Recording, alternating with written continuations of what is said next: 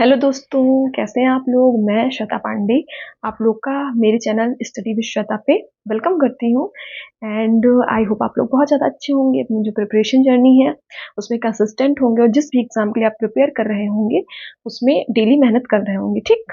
सो जैसा कि हम लोग अपने लिटरेचर की एक सीरीज चला रहे हैं, तो उसमें लास्ट वीडियो में हम लोग ने एंग्लो नॉर्मन्स या जो मिडिल इंग्लिश पीरियड होता है उसके बारे में देखा था कि वो 1066 से लेकर 1500 एडी तक रहता है। इसमें कुछ हमने प्रोमिनेंट राइटर्स भी देखे थे कि ये सारे, सॉरी आवाज के लिए माफ करिएगा। ठीक। तो इसमें हमने कुछ प्रोमिनेंट राइटर्स भी देखे थे। उनमें सबसे जो क्या कहते हैं मोस्ट प्रोमिनेंट आप मान के चलिए वो थे जॉफ्री चौसर। तो मैंने कहा था कि नेक्स्ट वीडियो में हम लोग जॉफ्री चौसर को डिटेल में पढ़ेंगे। ठीक है।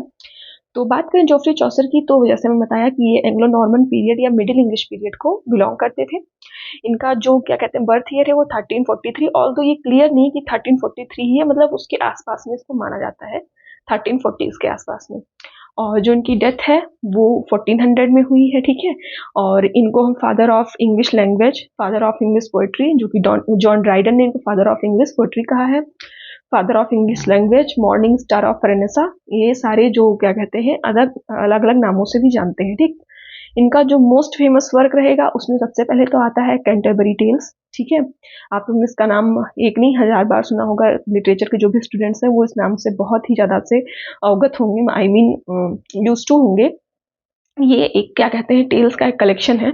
जैसा कि इन्होंने सोचा था कि इसमें ये 120 स्टोरीज, टेल्स मतलब छोटी छोटी स्टोरीज को मिला के लिखेंगे, बट इनकी अर्ली डेथ हो जाती, इस कारण इसमें से 24 क्या कहते हैं 24 स्टोरीज ही खाली हैं।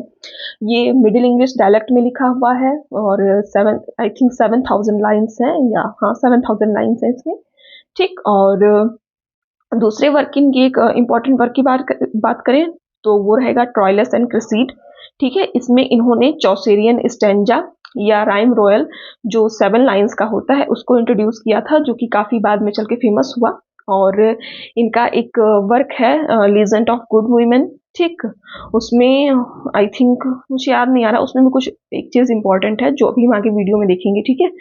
सो और इनके बारे में एक चीज ये भी, एक बार ये फ्रांस जाते हैं। ये जैसे जो पोएट चौसर थे, ये कभी भी सोशल प्रॉब्लम्स में नहीं लिखते थे। ये बस कोर्ट में रहते थे और राजा मतलब जो किंग थे उनको प्लीज करने के लिए चीजें लिखते थे कि जिससे किंग रहे वो मुझसे खुश रहे, मुझे अच्छे अच्छे पैसे मिलते रहे और मेरी लाइफ अच्छे से चलती रहे। ठीक। तो क्या कहते हैं ये एक बार फ्रांस गए हुए थे एडवर्ड थर्ड की तरफ से। ठीक है। वहां पे जब क्या कहते हैं 100 ईयर वॉर चल रहा था, उस बीच में तो आपको पता है 100 ईयर वॉर किसके किसके बीच में हुआ था, वो इंग्लैंड और फ्रांस के बीच में हुआ था। तो फ्रांस में इनको पकड़ लिया जाता है वहां पे जब ये 100 ईयर वॉर के बीच में जाते हैं। तो एडवर्ड थर्ड उस समय पे इनके लिए 16 यूरोस जो होते हैं कि पाउंड्स, यूरोस होते हैं, हाँ 16 यूरोस का क्या कहते हैं रैंसम देते हैं फ्रेंच से इनको छुड़ाने के लिए। ये भी काफी इंपॉर्टेंट है। आज का तो आपको 16 यूरो कुछ नहीं लग रहा होगा, बट आप उस टाइम का देखिए, आज से 600-800 साल पहले की बात है। ठीक है। तो उस समय पे 600 साल क्यों, 13 700 ईयर 600 ईयर उधर हो गए और 20 इधर हो गए, 2024। हाँ, तो इतने सारे ईयर्स पहले आप सोच सकते हैं कि वो 16 पाउंड्स या यूरोस जो थे उनकी क्या वैल्यू रही होगी। ठीक है। सो अब इतनी सारी ये बातें हो चुकी हैं, तो अब हम वीडियो को स्टार्ट करते हैं और बाय लाइन पीपीटी से इस चीज को पढ़ते हैं कि ये चौसर के बारे में क्या क्या इंपॉर्टेंट चीजें हैं और हमें क्या क्या चीजों को ध्यान रखना चाहिए अपने पेपर के लिए। ठीक। तो अब स्टार्ट करते हैं हम लोग। ठीक है।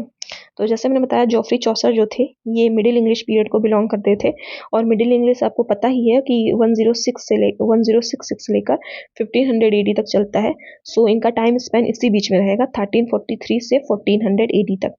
इनको फादर ऑफ इंग्लिश लैंग्वेज कहते हैं। और ऐसा क्यों कहते हैं, क्योंकि इनके पहले या इनके जो कंटेम्प्रेरी पोएट्स या राइटर्स थे उन्होंने अलग अलग लैंग्वेज या ओल्ड लैंग्वेजेस का यूज किया, बट ये पहले राइटर पोएट रहे हैं जिन्होंने लोगों की नेटिव लैंग्वेज यानी जो उनकी आम बोलचाल की भाषा थी उसका यूज किया, और उसी से इंग्लिश धीरे धीरे करके आज जो हमारी इंग्लिश है वो डेवलप हुई है। इसीलिए इनको फादर ऑफ इंग्लिश लैंग्वेज के नाम से जानते हैं। आगे मूव करते हैं।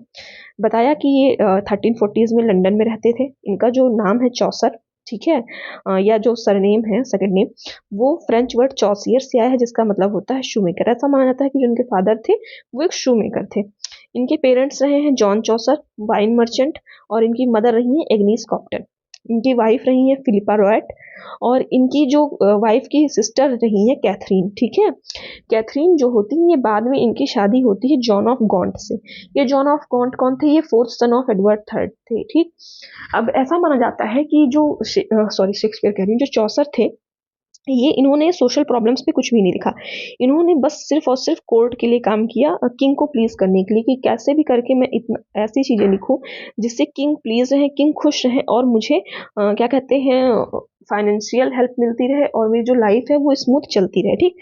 तो इस तक मतलब सॉरी कोर्ट तक इनको पहुंचाने वाले कौन थे? वो थे जॉन ऑफ गॉन्ट, ठीक है। ये किंग एडवर्ड थर्ड के बेटे थे, और इनसे इनकी काफी अच्छी फ्रेंडशिप थी। इसी कारण जब जॉन ऑफ गॉन्ट की first wife duchess of blanch जिसे कहते हैं, या ऐसे करके कुछ नाम है, उनकी जब डेथ होती है तो ये चौसर की जो सिस्टर इन लॉ होती है कैथरीन, फिर ये उनसे शादी कर लेते हैं।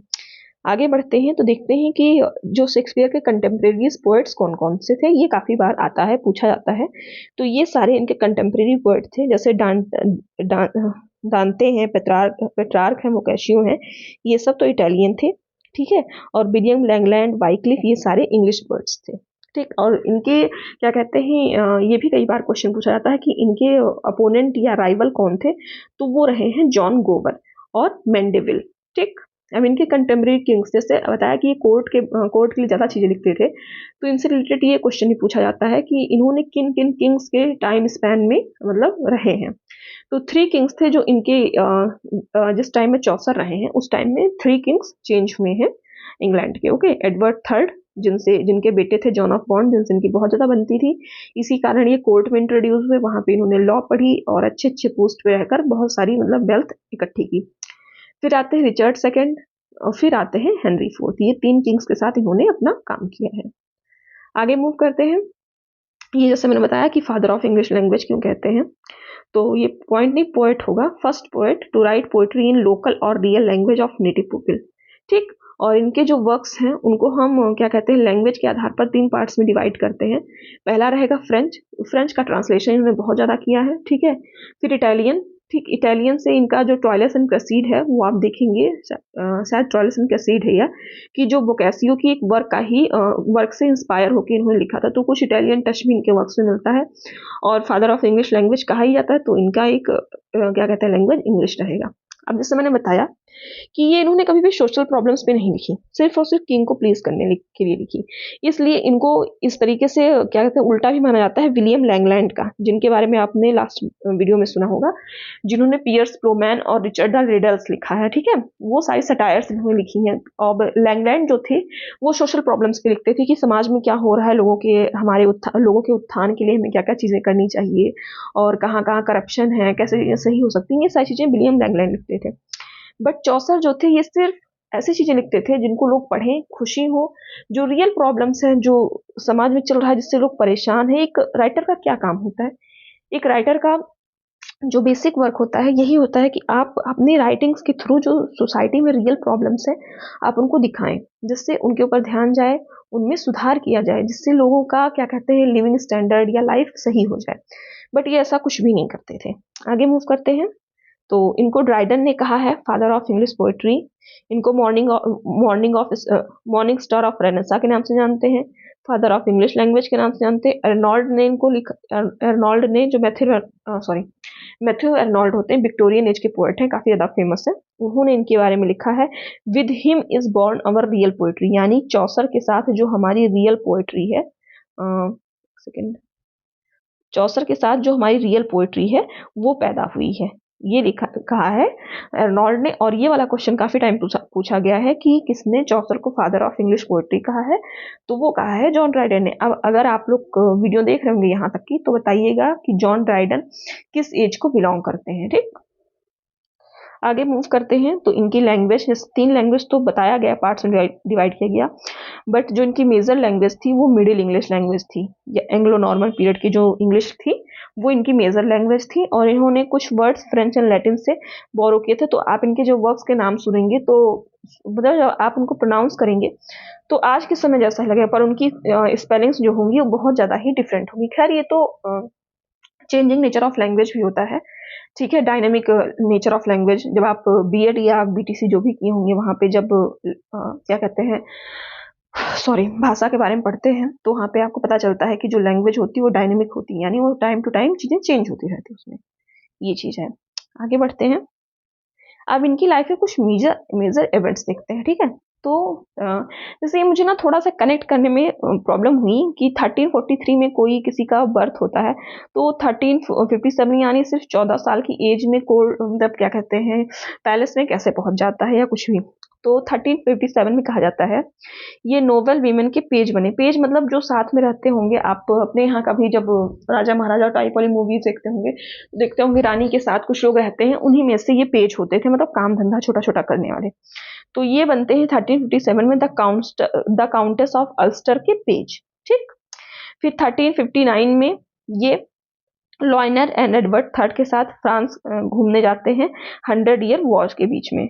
फिर 1360 में इनको फ्रेंच जो होते हैं वो कैप्चर कर लेते हैं, उसके लिए एडवर्ड थर्ड जो होते हैं वो 16 यूरोज देते हैं कि इनको छोड़ दिया। इतना ज्यादा एडवर्ड थर्ड इनको पसंद करते थे। आप ये मान के चलिए कि आज के समय का 16 यूरो कुछ नहीं, पर आप उस टाइम का सोचें, आज से जैसे मैंने स्टार्टिंग बताया इंट्रोडक्शन वीडियो की कि आज के 700-800 साल पहले का जब आप सोचें कि 16 यूरोज क्या होते थे, तो that was a very big amount जो एडवर्ड थर्ड ने इनके लिए पे किया था, ठीक। फिर क्या कहते हैं जॉन ऑफ गॉन्ट जो एडवर्ड थर्ड के बेटे थे, उनकी जो फर्स्ट वाइफ थी क्या कहते हैं ब्लांच ऑफ लैनकेस्टर, इनकी डेथ पे इन्होंने एक एलिजी लिखी थी जिसका नाम था बुक ऑफ डचेस और डेथ ऑफ ब्लांच। बाद में यही जॉन ऑफ गॉन्ट, जैसे मैंने बताया, कि इनकी सिस्टर इन लॉ कैथरीन से अपना सेकेंड मैरिज करते हैं। फिर बाद में ये एडवर्ड थर्ड की कोर्ट में मेंबर बनते हैं और इनकी जो वाइफ होती हैं वो भी कोर्ट एम्प्लॉयमेंट में आगे चल के लग जाती हैं। आगे चलकर ये पेट्रार्क एंड बोकाशियो से मिलते हैं जो इनको मेडिवल इटालियन पोइट्री से इंट्रोड्यूस करवाते हैं। 1378 में रिचर्ड सेकंड जो पहले एडवर्ड थर्ड के साथ रहे, उसके बाद सेकंड किंग जो रहे इनके साथ वो थे रिचर्ड सेकंड। उन्होंने इनको मिलान विस्कॉन्टी भेजा और वहां पे ये सर जॉन हॉकवुड से मिले, ठीक है। वहां पे जाके सर जॉन हॉकवुड से मिले और यही सर जॉन हॉकवुड का जो कैरेक्टर है वो नाइट का जो कैरेक्टर रहता है कैंटरबरी टेल्स में उसको इंस्पायर करता है। ये के होगा, नाइट की स्पेलिंग यहाँ पे गलत हो गई है, KNIGHT, ठीक है।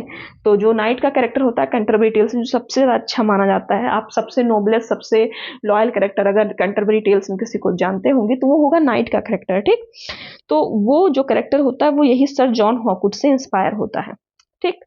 आगे बढ़ते हैं। 1389 में इनको क्लर्क अपॉइंट किया गया किंग के वर्क्स के लिए और 24 अक्टूबर 1400 में इनकी डेथ हो जाती है और इनको वेस्ट मिनिस्टर एबे में बरी किया जाता है, यानी दफना दिया जाता है, ठीक। जैसे आप जानते हो क्रिश्चियनिटी में वो कॉफिन में रख के फिर उनको जमीन के अंदर दफना दिया जाता है, ठीक। ये सारी चीजें हो गई इनके जो मेजर लाइफ इवेंट्स थे। ओके, सो आगे बढ़ते हैं। अब बचते हैं इनके वर्क्स कि इन्होंने कौन कौन से वर्क लिखे और उन वर्क्स में क्या क्या चीजें मेजर रही, ठीक। तो इनके लाइफ स्पैन को हम लोग ने इनके वर्क्स के लिए 3 पार्ट्स में डिवाइड किया। तो जो फर्स्ट पीरियड होता है उसमें इनका एक वर्क होता है रोमांट ऑफ द रोज। ये ट्रांसलेशन होता है एक फ्रेंच पोएम रोमन डेलालोस का। ये एक एलिगरी है। आप लोग कमेंट सेक्शन में बताइएगा कि एलिगरी क्या होती है, ठीक है। ये कह सकते हैं लिटरेरी टर्म्स में भी आता है कि एलिगरी क्या होती है, लिटरेरी टर्म्स, ठीक। दूसरा आता है डेथ ऑफ ब्लांचे द डचेस और बुक ऑफ डचेस, जो मैंने बताया कि जॉन ऑफ गॉन्ट की फर्स्ट वाइफ की डेथ पे ये लिखते हैं। दूसरा रहेगा कंप्लेंट टू पाइट, ये एक लव पोएम होती है। देखिए जैसे कंप्लेंट, अब इसको हम पढ़ेंगे तो आज के हिसाब से ही कंप्लेंट यानी शिकायत वाला, लेकिन इसकी स्पेलिंग गलत है। फिर फर्स्ट पीरियड का लास्ट वर्क रहेगा ABC a prayer to virgin, ये भी फ्रेंच से ट्रांसलेशन है। जिससे स्टार्टिंग बताया कि इन्होंने फ्रेंच और इटालियन से काफी ज्यादा ट्रांसलेशंस किए हैं, तो ये दोनों फर्स्ट और लास्ट जो बुक्स हैं वर्क्स इनके दोनों फ्रेंच से ट्रांसलेटेड हैं। फिर चलते हैं सेकंड पीरियड में। सेकंड पीरियड में इनका most most most important work रहेगा, वो रहेगा ट्रायलस एंड क्रिसीड, ठीक है। ट्रायलस एंड क्रिसीड, तो जब YDE लिख के आएगा तो ये हो जाएगा चौसर का वर्क, ठीक। और वहीं जब ट्रायलस एंड क्रिसीडा लिख के आएगा तो ये शेक्सपियर की एक पोएम हो जाती है, ठीक। तो जैसे मैंने बताया कि इसका सोर्स रहा है बुकाशियो का एक वर्क इल फ्लेस्टेटियो। ये बुकाशियो का एक वर्क था जिससे इंस्पायर होकर इन्होंने ये क्या कहते हैं ट्रायलस एंड क्रिस्टी नाम का वर्क अपना लिखा था। इसमें इन्होंने राइम रॉयल या चौसेरियन स्टेंजा कहें, जो कि 7 लाइन का स्टेंजा होता है, उसको इंट्रोड्यूस किया। जैसे स्पेंसेरियन स्टेंजा जब आप सुनेंगे तो उसमें 9 लाइन्स होती हैं, और चौसेरियन स्टेंजा जब सुनेंगे तो इसमें 7 लाइन्स होती हैं। ठीक, इस पीरियड में दूसरा वर्क रहेगा हाउस ऑफ फेम, जो कि अनफिनिश्ड है। तीसरा वर्क रहेगा लीजेंड ऑफ गुड वीमेन। जैसे वीमेन, हम लोग आज के टाइम में वीमेन में WO लिखते हैं, लेकिन उन्होंने WI लिखा है। ठीक, इसमें 9 लीजेंड्स की उन्होंने बात की। एक इसमें से थिस्बे भी थी। थिस्बे कौन थी? थिस्बे का नाम आप लोग उसमें सुनेंगे, क्या कहते हैं, होमर के इलियड में, जिसमें ट्रोजन वॉर में एक ये वीमेन होती है, वीमेन फाइटर होती है। आगे बढ़ते हैं, थर्ड फेज पे चलते हैं। थर्ड फेज में इनका magnum opus work Canterbury Tales आता है, जो कि 1387 से 1400 AD के बीच में लिखा गया। ये अनफिनिश्ड था क्योंकि इनकी इच्छा थी कि ये 120 टेल्स इसमें लिखे, but due too early death ये सिर्फ 24 स्टोरीज लिख पाए, और जो कि 17,000, जैसे मैंने स्टार्टिंग में कहा 7,000 नहीं 17,000 लाइन्स में रहेंगी, और ये मिडिल इंग्लिश डायलेक्ट में लिखा गया है। और इसके 3 पार्ट्स हैं, general prologue, tales and chaucerian retraction. ठीक, 3 पार्ट्स में लिखी गई है, 17,000 लाइन्स हैं, 24 स्टोरीज हैं, मिडिल इंग्लिश डायलेक्ट यानी लैंग्वेज इसका अनफिनिश्ड है, क्योंकि उन्होंने सोचा था 120 वर्क्स टेल्स लिखेंगे, बट लिख पाए 24 ही। सेकेंड वर्क आता है पार्लियामेंट ऑफ फॉल्स।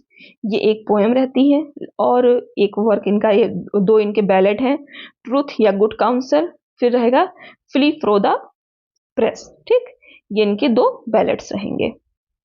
फिर इनका जो लास्ट पोएम या लास्ट वर्क, आप लास्ट वर्क तो नहीं, लास्ट पोएम इनकी मान के चलते हैं, वो रहेगी complaint to his empty purse. ये इनकी लास्ट पोएम है, इसका भी आप नाम याद रखिएगा।